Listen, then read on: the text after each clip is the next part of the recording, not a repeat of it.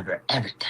Yeah, it was always like early August, maybe the first or second week. We used to always go back to school back in the day. Mm-hmm. I just remember not remembering. No, it's like, what? You know how many drugs I've done since then? Yeah, it's just like sometimes it was May when we got out. In some states, it was like June. Yeah. Like the day before my birthday and stuff. Like I never had one in school though.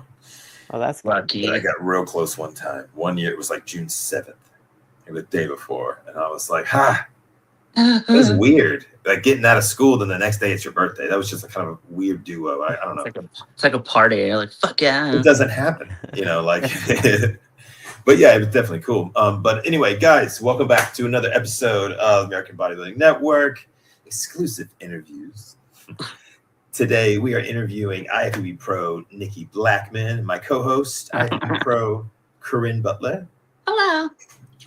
And let me change this screen here. All right, so you look like Mickey Mouse. Do I? Because you got the shield behind you. If I can just not move the whole time, I'll be good. I have to send you this meme, and it's like my daughter asked to go to Walt Disney World for her birthday. I said, no, we too poor for that. So she didn't get Mickey Mouse, she get Nigger Rat. And I was like, oh my God. I find it, I'll send it to you.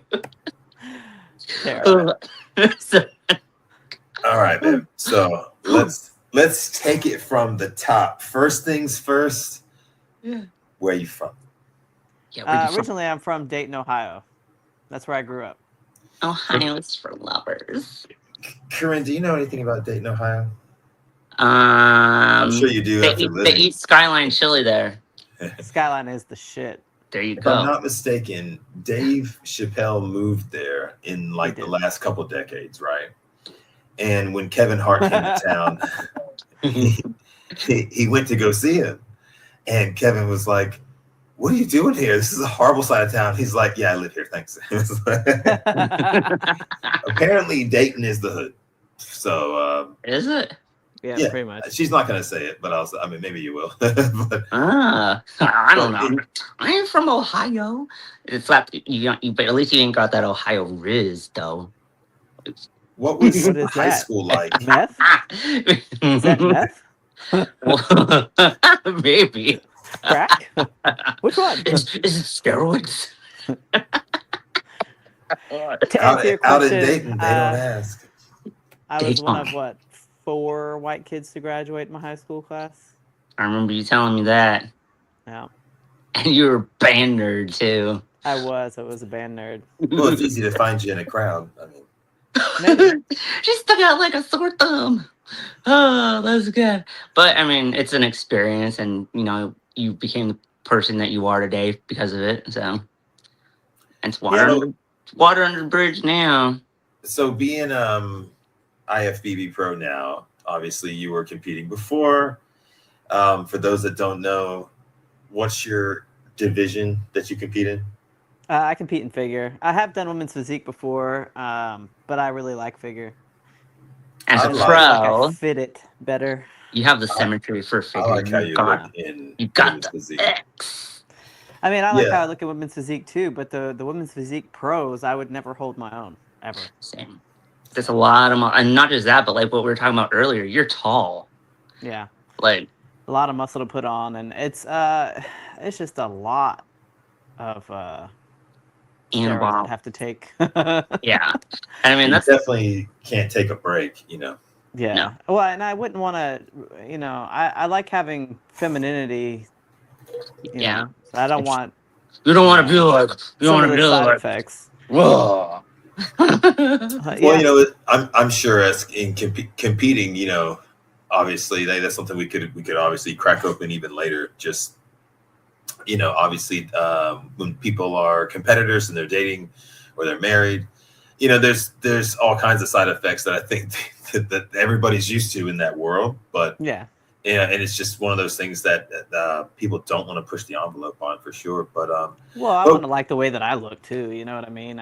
Right. You want to necessarily. You want to be happy with your body both on stage and off stage in whatever season of life you're in at that moment. Exactly.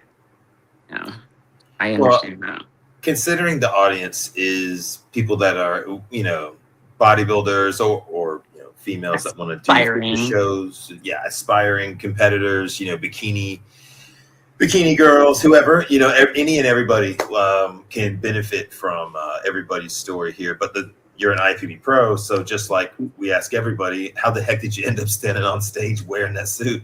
Where did the start with you? Was it like third grade?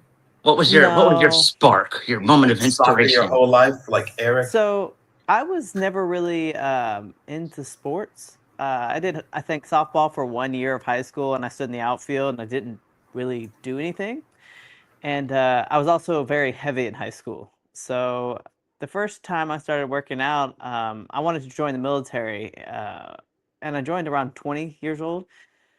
But I had to drop about 100 pounds before I went into the military.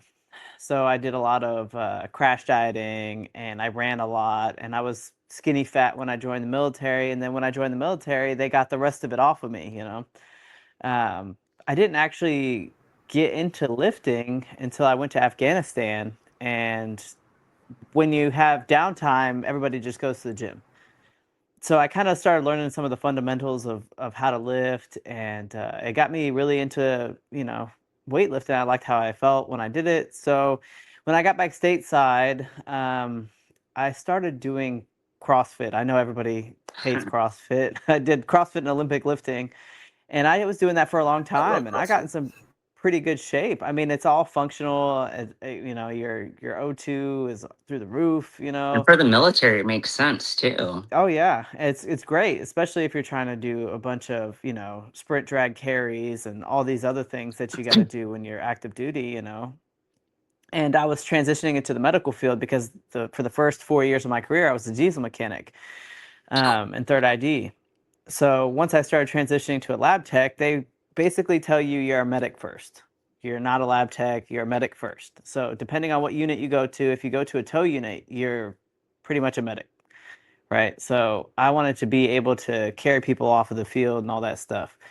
Well, when I was doing CrossFit, I tore my shoulder, my infra and supraspinatus. I went up for a pretty heavy snatch, and my shoulder dislocated. So I ended up tearing my shoulder. And, I kept trying to lift. And about, 3 years after I tore my shoulder, I finally got surgery on it. And yeah.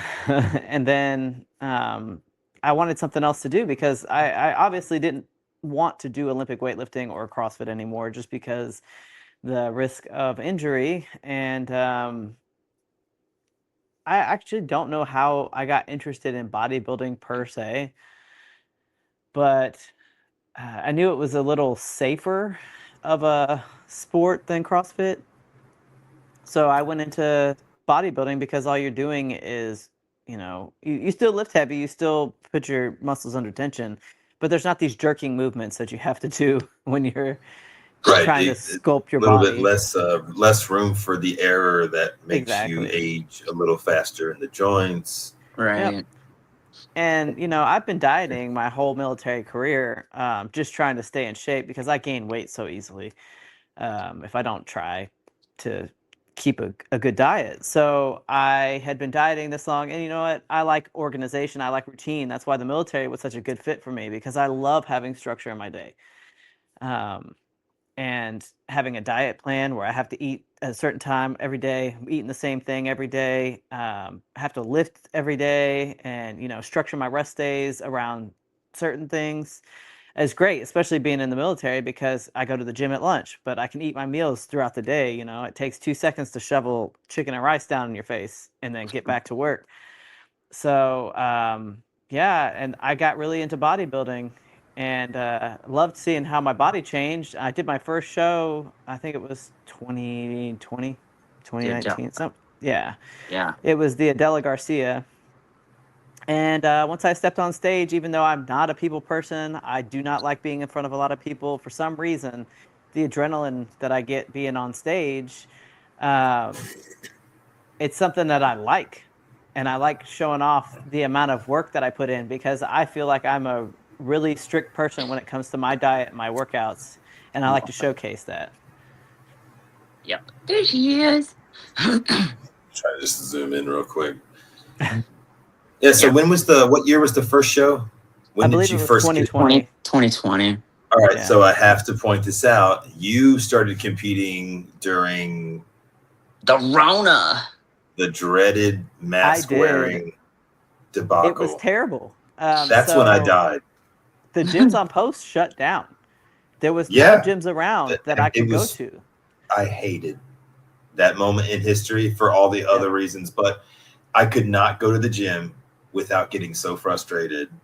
Well, they wanted you to wear a mask on a treadmill, and it's like, well, or not, and which completely contradicts the whole point of wearing it in the gym at all. If you're like, just go run out, just go outside. Oh, you got to wear a mask outside. Fuck you. Well, you had to wear the mask in the walking in the park. Formation outside. Yeah. Who does that? I remember stands in a group full of people and wears a mask outside. That was a tough time. That was or in your car by yourself. Yeah. That was a lot of like media warfare more than anything, making everybody hate each other for that stupid shit. And I was like, here we are hating our neighbors again. Yeah. What do you know? I remember back when I was in El Paso, like we were going to go to the little outdoor gym that was across the street from the apartment. Mm-hmm. And they had put caution tape and closed it down, and we got asked to leave. We were like outdoor, but we're outside, and it's just us two.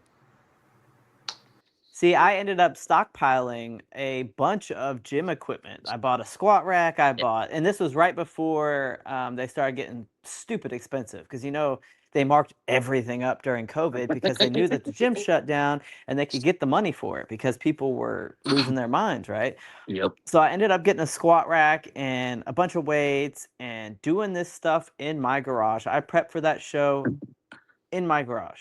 Yeah, you did. It was terrible. But you look fantastic.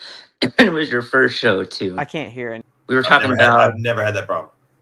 Just how hard it was to prep for that show. In your garage.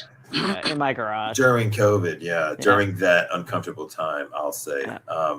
But it was interesting for a lot of people. So that was I definitely saw a change in the fitness industry then. I saw a lot of people that were not dedicated kind of fall off. And they stopped going. Mm-hmm. Obviously, I chose to take that as time to chill down some. And then let's see. So then you did your second show. Yes, my second show was San Antonio Classic. So when I was prepping for my first show, it was I was stationed in San Antonio. Yeah. At the time, and I want to say that I did the San Antonio Classic after I had already moved to Louisiana. 2020. It was like 2022. 2021. No, was it the next year? I thought it was. Because I thought I took a whole year off. Because I was still in El Paso. Oh, okay. So okay. So the next year I competed in the San Antonio Classic. Yep. And I felt like I had put on some pretty decent muscle. Looking at my first show to my second show. My first show, I looked like this skinny little thing. I swear, it's so bad how I look back and I'm like, man, I shouldn't have stepped on stage. But I got second place in both of my categories. But it's good to see that change. Like you changed for the better. It's not like you stayed the same or like went backwards. Yeah. Like you got better.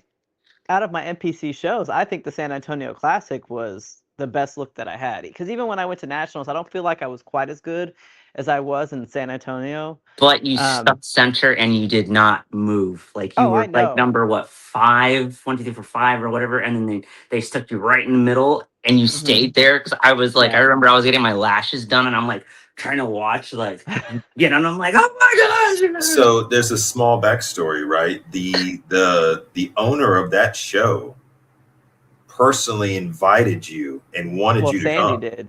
Yeah, Sandy pulled me aside. The head judge. Sorry. The judge, yeah. So Sandy pulled me aside and she said that I should compete in nationals. And that was honestly the reason I did. Because you can ask Corinne, I wasn't even going to do another show. Yeah. That was going to call it quits. Not quits, but, done for that season because prep was kind of hard for that show. It was. For me. I don't know. It was different than my first prep. The excitement wasn't the same. I think we're more when serious you're doing your second show.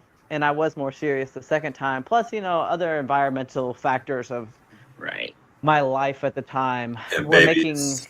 Totally Well, different. I had a baby before the first one, because Mhm. Dean was, what, 2 at the time, or 3 at the time when I competed in the Adela Garcia. Yeah. Right. Yeah. And then, so for San Antonio, I was not in a good relationship. Toxic relationship Toxic, shit yeah. and people, and this is, I want people to know this because this is something me and her have talked about when we first were dating and whatnot.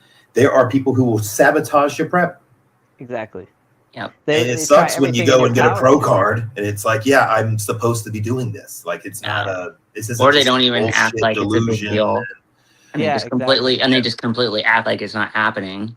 And people will be able to relate to that, especially females watching this show. Boyfriends getting jealous and shit, and vice versa. Girlfriends trying to sabotage a guy's prep because he looks so damn good, and it's just they can't stand it. And or jealousy. You're not eating your meals with me now because blah blah blah. I have to eat certain meals. Duh. Well, there's that, and there's you're not going out to eat with me. Why don't we ever go out? Why don't we ever go do anything? Why don't we ever? Yeah. Why can't we go bust the freaking bank on all that bullshit like everybody else does? Friday, Saturday, and Sunday every week, because that's how. And then Army they say guys, you don't care. I was an Army dude. You're trying to do something. When you're in the Army, you kind of stay on diet Monday through Thursday. And then Friday night, you eat everything you can at Buffalo Wild Wings within a 4-hour time span and drink as much alcohol as possible. Exactly. To where you're being carried out on a stretcher to your friend's Jeep Cherokee. Oh my God. That's just Friday. And then you have Saturday and Sunday. Right. Oh, man. I miss the days. Talking about the difference between your first prep to your second prep to your pro prep, all 3 preps were completely different. Well, there's 4 preps there, right? So there's the Adela Garcia, Nationals, San Antonio Classic, and then my pro debut. I was counting it as seasons. My bad. Well, yeah. So between San Antonio Classic and my pro debut, I think I just did too much balls to the wall between both preps back to back. Because that's the whole reason I wasn't going to do another show, was because I had pushed the PEDs for the San Antonio Classic, and so the San Antonio Classic was in September, and Nationals wasn't until December. Was it September? So that means October? It was September, if I'm not mistaken. I might be wrong. It might be October. But either way, there was months in between the San Antonio Classic and then Nationals, and you kind of just have to stay in prep, right? And that's the only time I've ever done 2 shows back to back. So this is the only experience I ever have with that. But my body did not like that at all. Right. By the time I stepped off stage with Nationals, face was swollen. My face was swollen on the stage at Nationals. Yeah, I remember that. And I mean, it's like what you said earlier. You were also not in a healthy relationship. You were stress was through the balls roof. to the wall, like you said. You were stressed. You were putting your body under so much like physical exertion, and the fact that you were having to wake up to do cardio and then go to PT and then come back. Oh yeah, there was that too. So all of that. I think I actually went through a breakup right before the San Antonio Classic. You did. Yep. And then I was kind of nervous about going back to San Antonio because of that reason. So that made my cortisol high. And then getting ready for Nationals, I was getting up and walking for 90 minutes before I would go and run for PT. So that I could have all my cardio done by the end of the day, because I would have to pick my son up after I got off of work. So I would get up, walk for 90 minutes, go to PT, I would work out at lunch, and then I'd come home, and that would be it. So it was just a lot of, getting up at 3 o'clock in the morning to do a lot of stuff and put my body through all this, stress, and, still have to do my job as at the time I got promoted right when I got to Louisiana to staff sergeant. So, I mean, then I had a platoon under me. So I had all these soldiers to worry about too. And on top of that, I looked a certain way. So they wanted to put me in charge of the we called them broke dicks, in charge of the profile PT, right? So because I looked a certain way, they wanted me to run these guys into looking like I looked, and they don't want to do that. They're not running for a reason, right? Yeah. So, They shippers. I got to the unit and they're like, oh, look at this PT stud, right? I hate running. I absolutely cannot freaking stand running. But I did it for the Army. I'd be wearing my PT shorts and people would be like looking at my legs because they're diced, and they're like, what is going on? They used to make fun of me. They said I looked like a T-Rex running around the PT track when I would take the PT test because my legs were so big in the PT shorts. You're like, you look like a dinosaur with your little arms going. Jurassic Park. I could move though. I mean, I could only run like a 13-minute 2-mile, but like, I mean, that's freaking the max. What are you talking about? Only. Yeah, I can't even do that. There's these dudes, Captain Thighs a lot over in the fucking with a scuba bubble that can run an 11-minute. Well, I had a sergeant major who had a profile for sit-ups and push-ups. The only thing he did was run. He had like a neck surgery or something. No, he ran. It was the only thing he did. He didn't do push-ups or sit-ups. He had a profile. Because they had a profile for specifically that abdominal but he was like 6'5", and he ran the 2-mile in like 10 minutes. Well, I guess nobody's really talking shit. Right. Yep. He's like punking. Well, he also didn't have to do the damn push-ups and sit-ups before the run like everyone else did. So he was fresh every time, He was like, here to annihilate all you people. Jiminy Cricket over here. Yeah. God damn. During the time, I was so lean for nationals that when I was doing PT tests, it hurt. Like my tailbone would dig into the floor when I'm doing sit-ups, and I'd have a fucking sore. You have that weird tail scar. Yeah, and everyone's like, "What'd you do?" But that was the best PT test I ever ran because I was like 130 pounds and I didn't weigh shit. It was flying like a wind. You were like, and I had a 15-minute 2-mile. That's good. Insane. For girls, it's harder for them to move as far because their legs aren't as long. At the speed. But I also just absolutely hate running. So I tried to get it done as fast as I could. Well, not even that. Like my regular PT tests were never amazing on the run. I'd max my push-ups and sit-ups and get like an 80 on the run, and that way I'd have a 280, and I still had a really good score. But these guys will walk around with 300 PT scores. And they changed the PT test by the time I got out, so it was the ACFT. And you had like 20 minutes to run the 2-mile after doing all these events, so you could really like walk half of it and still finish it. It was kind of an exhaustion. They didn't have that when I got out. I got out. My last day in uniform was in 2011. So I think it makes more sense to do the ACFT honestly because the amount of stuff that you'll have to do actually in a war zone makes more sense to be able to drag somebody out of there. Even though the sprint drag carry, you only have 90 pounds on there. It's not real. Simulation, I had some guys who probably couldn't pass the run, who could pass maybe the new one. Well, you still had to they run, had some strength minutes. to them, but they were just lazy fuckers that never practiced running. So they just were, they were like my intel dudes, and they would just pencil whip each other's PT tests in Iraq, and it's like whatever. Well, I mean, it's no different than what officers do. Their combat action badges, those motherfuckers. Like, oh yeah, you got mortared yesterday or something. You were in the chow hall, whatever. Everybody gets mortared. What are you talking about? Exactly. Like you don't get it for that. You have to, you gotta get shot at. Yeah, some kind of contact direct. I don't know. Sometimes some mortar attacks, I think they should. I had one that was probably everybody deserved one because everybody got fucking hit. Like it was I mean, it's like they were direct hitting us. So we were in the fight once. We were just on the base. So it was like, all right, getting pummeled in a sandstorm. But hell, I hope nobody is hoping to join the army watching this right now. They're like, oh my god, that sounds horrible. I was gonna be a medic. Fuck. There goes my dreams. Exactly.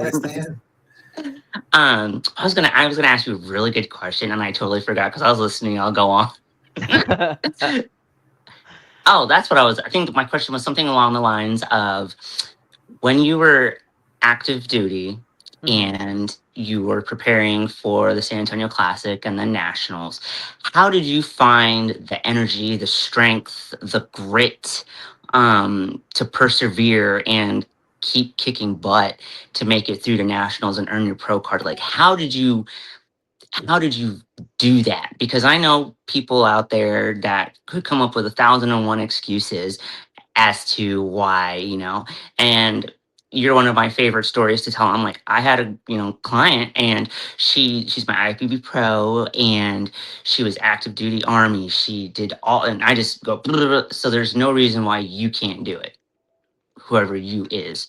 And so yes, the proverbial you. So how did you manage to juggle all of those hats?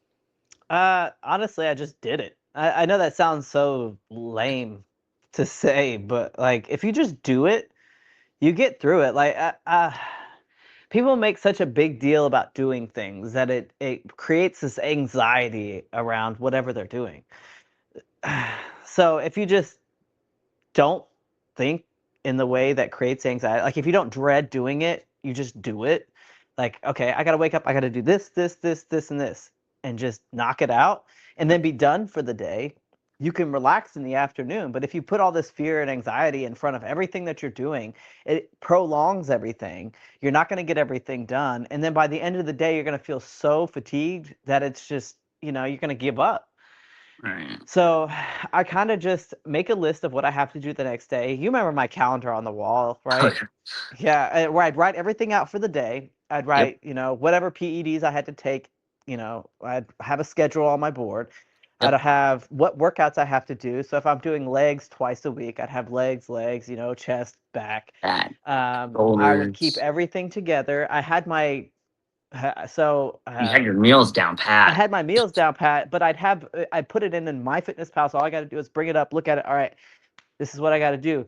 And then if I had changes, I would look at it for the first couple days to make sure I'm doing everything correct every time I set my meals up. And then after that, I would just do it, right? So I wouldn't have to look at it anymore. But And you didn't putting it in, overcomplicate things. exactly. So if you put all this like static in around what you're doing, because you don't really, you kind of learn that in the Army. Like you just kind of do what you're told. You Here's a you're plan, told to be execute. here at a certain time in a certain uniform, and they expect you to do this, and this, right? So if you can just do that in the military, you can apply that to bodybuilding, and it's just as easy, right? Yeah. If I don't bitch at my sergeant about having to get up at 6:30 in the morning to go do PT, why am I gonna bitch at my coach because I didn't eat my food? Yeah. You know what Right. I mean? That's just how I always looked at it. And I like structure and I like organization. I like my days to have a schedule. And since I had to get retired out of the military, I've had a really hard time with it. I've had a really hard time not having a schedule because right now I'm working part-time because, I got little man, and it has been so hard to stay on a schedule on my days off. I don't want to get up early because he doesn't get up early, but I should probably get up early to get my day started. But I'm still recovering from being postpartum, so I'm still tired all the time because I'm up half the night. Yeah. So it's just hard to And we adjust do to a lot. civilian life. Yeah, and You we also do a have lot. 50 chickens and 10 All the goats goats and Yeah. pigs and stuff. GG. And Yeah, kids. so it's like not only do you take care of you got the boys and me. Like you Animals cook and food that I eat house. sometimes all the time. All the time. Like especially when I was trying to prep for the Ronnie last year, you would put a couple Tupperwares together. That way you at least got something to, to at least eat on. And then you get back home, you can try to unfuck your day, Yeah.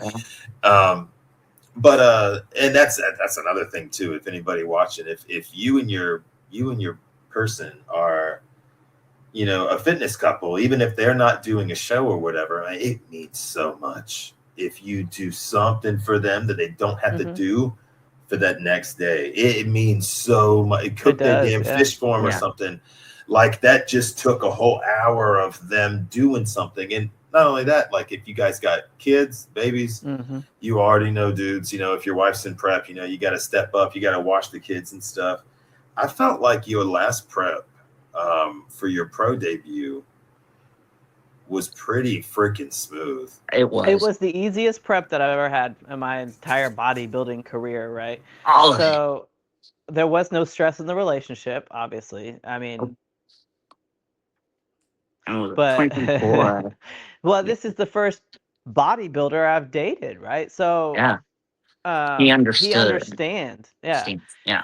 Don't sleep on us, understood. Yeah. ladies out there. And you know, it makes it so much easier when the person that's you know part of your life is privy to everything that goes on in the bodybuilding, which means he can navigate side effects from PEDs, which means he can navigate the mood swings from hormonal changes, which means he can help you with your food, which means he can provide you with the motivation if you're not having the motivation, because motivation comes and goes, obviously discipline stays, but that person can be, you know, your backbone if you're feeling weak at the end of the day.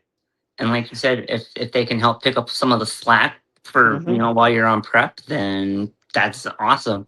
Look who it is. Oh look, it's nobody. Hey. Yeah, that's a big help right there. But yeah, your pro debut prep was like easy breezy, beautiful. Yeah, and that, I guess, let me share her Instagram and we can show people the Wahasat. How do we pronounce this? I don't remember. Wasatch. Yep. It's like Worcestershire. They said we said it wrong when we were there. They the lady laughed at me. I was like, "Whoa." That's like up here. There's this place called, it looks like Neshannock, but it's pronounced Neshannock, and I'm like, but it's spelled Neshannock. Yes, and I'm like, oh. It's kind of like what did they call it? Nagadosh or whatever. Oh, Nagadish. Yeah, there you go. The cottages. Hi, the boys. The babies. Oh man, I miss them so much. I have another really good question for y'all. Go ahead. C for Nick. Look at those muscles. It's the show. And goes. Where is the? Here we go. So those are the. Yeah, I was gonna say that's the pictures. You should be able to scroll left and right. I love that picture. I like the angle of it. Yeah, it's probably the best one I got from Gilco. And your shape too. It's like a one of those ones that's like split out. I mean, I was telling her she's got a good structure for, you know, figure. I think that's why, you know, Sandy was like, you need to come, because it just like this past here's the team. I love you in figure. Squad. Ooh. You'll just kind of scroll through these. There's you. Yeah. I think I was behind. I might have taken that picture. You took the one of my. And I was like, dude, your ass. Total muscle moms here. Yeah, that was a good show. Like everything went, like your cortisol stayed pretty low. Like meals were on point. That was. I have that on there too. The videos of that. I love that picture. Yeah. But yeah, like this last prep for your pro debut, like night and day difference. The 3/4 lat spread. There we go. Sometimes you can't see how lean people are until you see what they look like without the tan on walking around the house. Yeah, I was so tired during that. I about fell over. When I when I do my side pose, I about fall over. You see me catch myself on the couch. But yeah, you always look back and just like, man, I didn't think I was lean at that point in time. You're like, how wrong was I? And then you're like, wow. Yeah. And then I fall over. You're like, wobble, wobble, wobble, wobble. Ow. So one thing that the Manion dudes were talking about was they're not looking for striated glutes. Mm-hmm. They're not looking for that. You know, and these women have been showing up extremely shredded. Yeah. And I think they're kind of like, you know, guys, this is really killing it, because then, you know, it's just they're losing the shape and, you know, all the different Well, it's the same argument that we have about women's physique looking like bodybuilding. I mean, it's the same. It's getting to the point where it's going to be very hard for just I'm gonna say normies that are gonna look, anybody that wants to compete as a natural athlete, they're just gonna look at, like, oh, I have aspirations to do figure or women's physique, but like I can't do that. And so if they're not, if it's going to be discouraging. yeah, it's gonna drive people away. But I mean, you're always gonna get those people that's like, I don't give a shit. I'm gonna take all the drugs. There's always those people, but I really hope it doesn't end up coming to that, because if it does, it's gonna be a really sad day. Yeah, I mean, and me and Steve talk about this. Is I like the look of the '80s women bodybuilders, like Linda Murray. Yeah. And she's just. I mean, I watched a video of hers the other day, and she was talking about minding your business. She's like, so you're getting ready for a show, and you see this person on social media, and you think that they're better than you. Mind your business. Yeah. Because when you play the comparison game, you always lose. Exactly. Yeah, there's always somebody out there. Yeah, that's what I tell my girls. I'm like, look, blinders on, like, get off of social media. Like, it's really hard. I'm not going to say that I'm not, susceptible to the comparison bullcrap, because I have been. I look at it and I'm like, I wonder how I stack up, how I compare. And you always have prep goggles on when you're when you're during prep, because you don't see how lean you are, you don't see how much muscle you put on, you don't see any of that until you've had some food and your brain works properly again, and you're looking at pictures, Yeah, from that's your a prep. big one. That post-show drunkenness.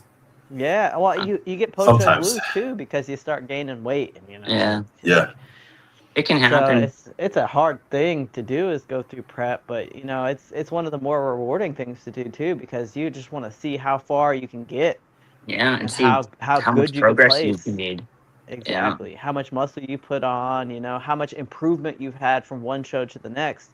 Right. And that's what I'm a little nervous about this time, because having a baby in between one pro show to another pro show, and seeing if I lost muscle, seeing all this stuff. Like, my strength is back. It didn't take too long for my strength to come back. Working with this back injury that I got in the military is one thing. But the gym I go to now has belt squat. I mean, it has other alternative things that I can do that make, squatting a little easier, because barbell squatting is kind of out of the question for me.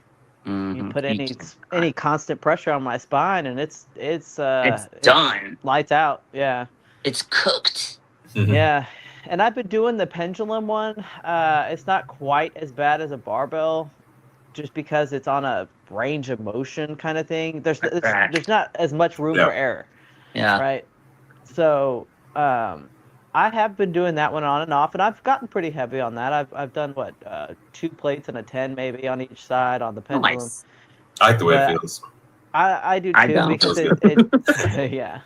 But the belt squat is my go-to. If my back is giving me issues, I won't use the pendulum squat. I'll use the belt squat, because I don't like that one either.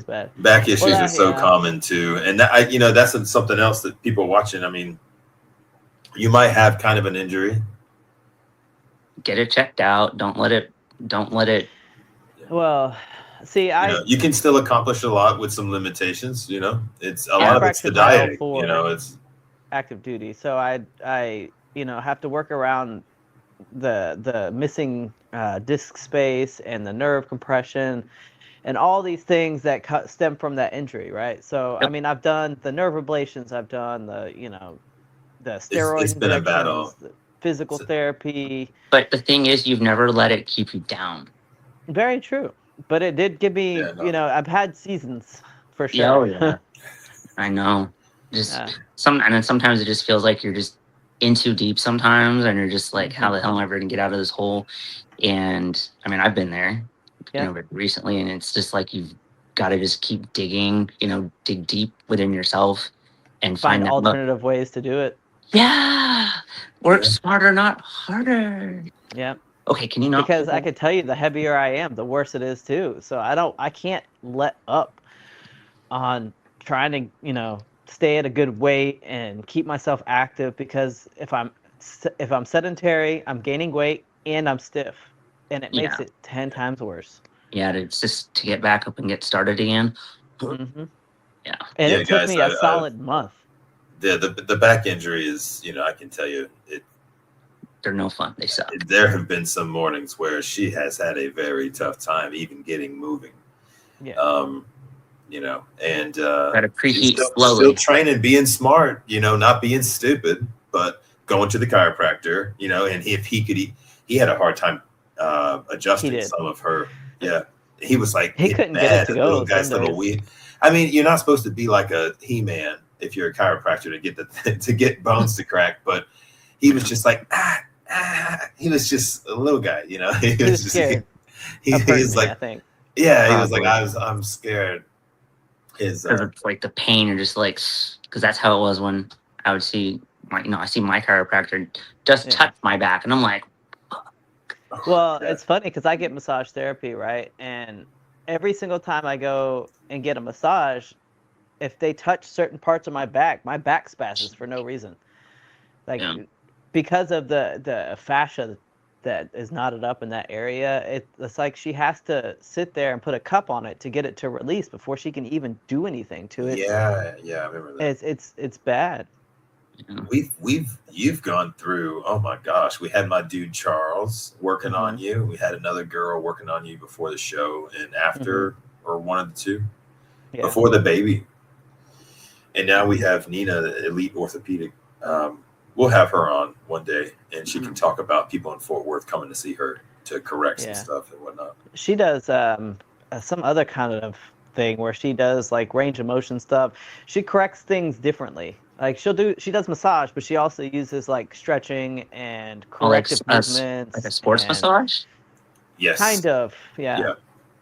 She's trying to correct the problem from the inside out, not just pound jobs. And we all know that. Also adjusted my facet joints kind of thing. You know what I mean? Yeah. And she's got a guy there that does Russian massage. And, they don't go too hard on you. I did tell her, I was like, some of these bodybuilders, they got a lot of fluid in them, if you know what I mean. And sometimes they like it. Can y'all ever do that? Like when you go like up to a 9 by demand, by request or something like that. She's like, oh yeah, we could crank it up and stuff. We try not to cripple you the first time you come, But I was like, because that became the turning point for a lot of bodybuilders back in the day, was they started seeing these orthopedic guys. Chiropractor Derek Farnsworth, IFBB Pro, used to do a lot of different adjustments on like Jay Cutler and all the big pros back in Vegas back in the day. And he had all the anatomy charts on the wall, and he would have these guys howling and just sweating bullets, just taking these, because these muscles are so huge. I mean, he put all of his weight into them and stuff. And Jay ended up winning 4 Olympias. So I guess it did help to a degree. Yeah, I feel like it fixes some imbalances and whatnot. If you had an adhesion on your muscle and it's preventing your lat from coming out, like everyone's left side. Exactly. Or right side, but they can't open up right. And get range of motion back. They look all crooked when they turn around, and all I need is like to kind of get adjusted and you look like a Picasso painting. They kind of got that Gumby thing going on. But this has been a great interview. I'm excited to put this up today. I'll edit out the part that when we lost comms again for those watching. We actually were doing this. I have a question for will you be quiet? I have a question for all the moms out there. For you, what by being a bodybuilder, what kind of example are you hoping to set for your kids? Well, I kind of just want my kids to know how to take care of themselves so that they can have a more fulfilling life. If they have a goal and they want to reach it, what I want to show them is that I have goals I've reached, right? So I wanted to be in the Army. I wanted to outrank my dad, right?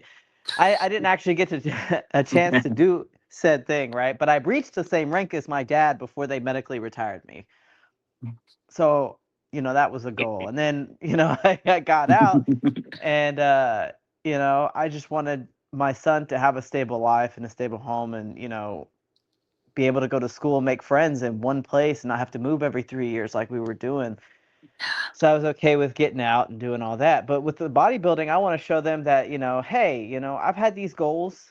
I really enjoy doing this. However, it's hard.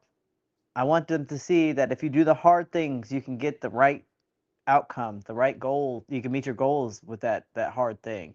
And not everything is going to be easy. You're not going to be able to just, do whatever and it's going to pay off for you. No, you have to put in hard work to get somewhere. Nope. And so, with the military and with my bodybuilding, I want to show them that hard work does pay off. You can build a life that you want to build, if you work hard, and you can attain your goals if you work hard. So I really just want to show them that, if they put in the hard work, they can have a really good life. There you go. I like that answer, and it couldn't be any more true. Yeah, I think a lot of people now, they don't think about their kids in that department sometimes, and I think it's important for parents to just think about what they'll learn from you and set an example. Yeah, my mom, she used to work out and stuff when I was in high school. She's working at the gym and stuff and dieting. I learned a lot just kind of, trying out different diets because she had some knowledge. She's like, you should try a keto. Okay, I would try it out. Yeah, I dropped 20 pounds, so, and I needed it, and it's, parents hate it if your kids get big, and it's like, oh man, I feel like they can kind of feel like they kind of let them go a little. Yeah, they're not getting enough play time. They're not getting outside enough. They're not, and that's honestly the biggest issue today, because our generation was the last generation to play outside. Yeah. Well, luckily, we live in a neighborhood where Dean plays outside all the time. And everybody's loaded.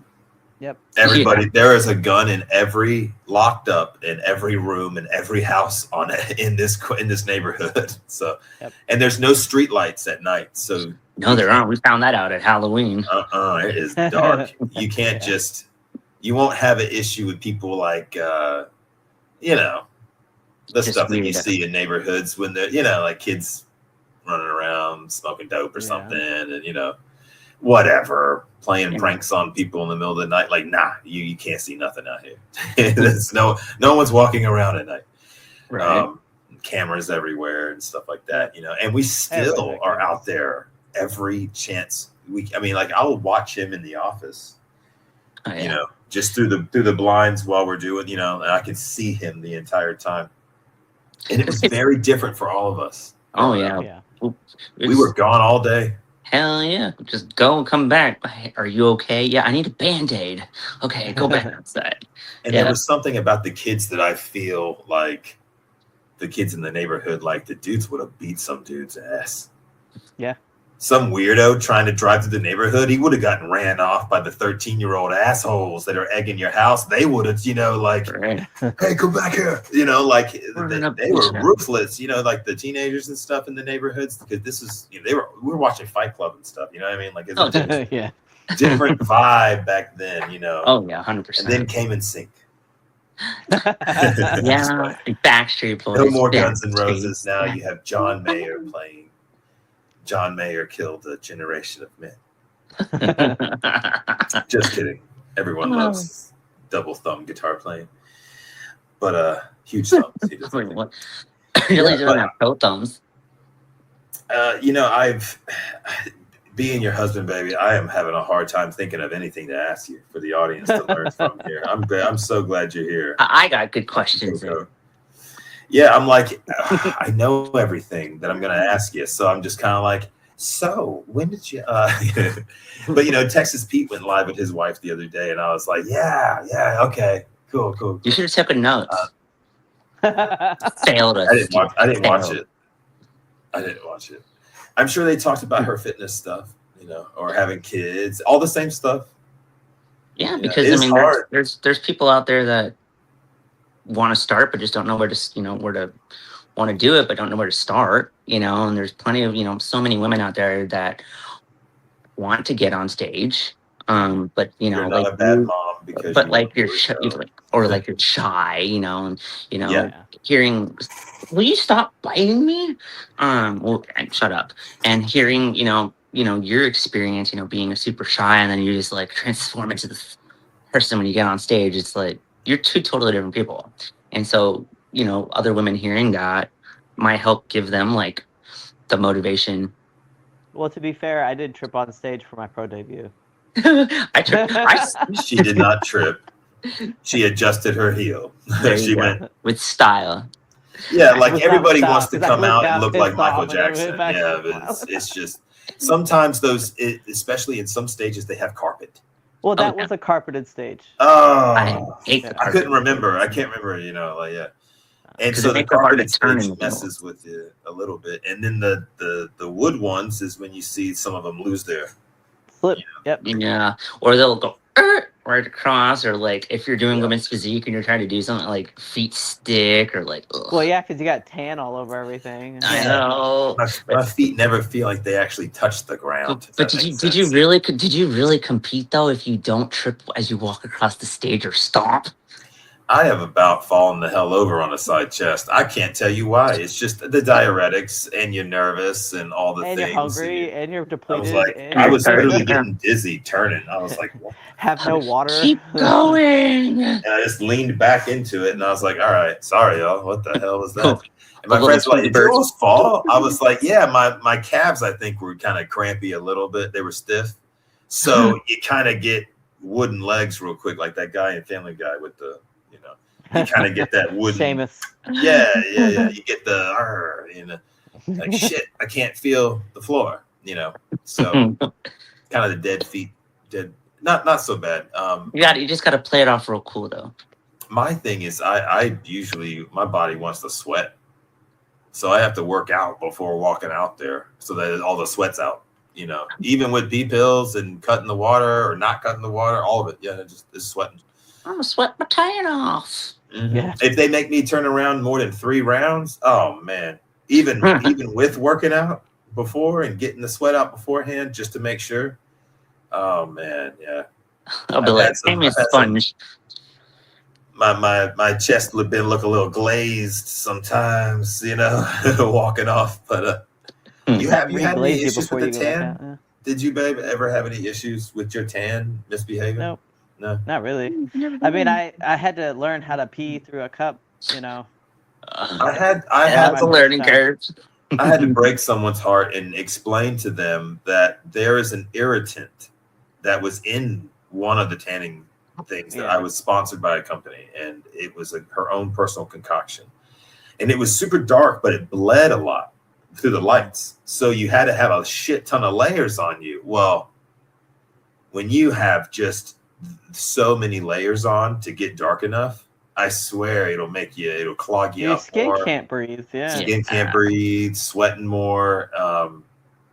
And I had to break her heart and say, look, this it's not worth it. Like, for the competitor to, for me, if everyone else likes it, that's one thing, but I don't. I'm sweating like crazy, and I had this weird rash afterwards all up my leg and shit. Like, it was just like, it was so strong smelling too. I was like, what is this is Sex Panther. It's pure gasoline. And I was like, I don't know what's in this, but we're in the land of weird chemicals. When you're at a bodybuilding show, you can smell it in the air. Yep. You can smell the tanning stuff. You can smell the everything. The boxes of clothes in the other room. Someone must be eating chicken and rice. Yeah. Yeah. It's a fun experience, going to shows for sure. Going to shows, being a spectator in a show, being a competitor in a show, being a coach at a show. Mm-hmm. It's different in every situation, but it's fun regardless. Oh yeah. Like, oh man, shows are fun, especially the big ones. I miss being out of it, honestly. Like, just not going to them and stuff. Like, I totally missed out on for a while. When I first moved to Texas, I didn't really know anyone. Yeah. So, it was like, didn't meet anybody really at Weatherford, didn't meet anybody really here. Then, the guys that competed out of this gym, I mean, I'm not going to say I'm the reason that they competed, but I did have a conversation with one of them before they kind of like, really? And I was like, yeah, dude, like, yeah, you got legs. It's like I talked to him about it. And then the other bro from the gym decided to do it too. And so, there was a couple of guys that competed at our gym, but it wasn't like it was a huge culture there. It really wasn't. And now it's kind of, not only like it's taken off, but you're seeing more people that are seeing them do that. And I think it's kind of caused, I don't know. It's Internet now made the world real small. Everybody's got the same knowledge now. So this town 30 years ago, may have what's the macro? Nothing, Yeah. Exactly. Yeah. It's just so remote, But hey, do you have anything else, Corinne? It's been about an hour, so I thought it was pretty good interview so far. I don't think so. I think I got 2 good questions that I really wanted to ask, so that way people could hear it straight from the mouth of Nikki Blackmon. Straight from the source. Well, and there are women out there that are looking for content and stuff, or just competitors in general, even dudes that are getting ready for things, and they start thinking about how hard their life is, and having kids, and juggling work, and juggling the workouts, and making yourself follow a diet that does not make you happy. And just doing it over and over and over and over again until the whole thing's over, and then boom, you're done, and you can kind of chill. Like that is, if you're needing the motivation, hopefully you found some from Nikki. I hope so. Moms that are serious about it too. Like look, I've known you for forever, but ever since we've been together, she has been on a diet. Every single day that I have known her, she has eaten measured every single meal she's ever eaten. And that just becomes a part of you. It's just part of what you do. That's the difference between a pro and not. Yeah. But hey, I appreciate it, everybody. Everyone that's watching, thank you so much for tuning in. We're going to go ahead and cut it there and just look forward for more episodes. We're going to have IFBB Pro Nikki Blackmon and IFBB Pro Corinne Butler back for more episodes, hopefully with some female guests. Yeah. I need y'all to get me some of your female IFBB friends, and we'll throw them up here. And maybe we won't have the mics cut out next time. I'll edit that out. If for some odd reason it does not, I will make sure I do it on the YouTube app after it's uploaded. But I did it to Eric's earlier, and it uploaded without the edit out, the little gap where the sound cut out. I was like, I did all that work to go find that and chop it out, and then it freaking didn't do it anyway. Didn't edit out anyway. But either way, guys, I appreciate it, and we will see you next time. Thanks for having me. All right, thank you. It was great. More laughs.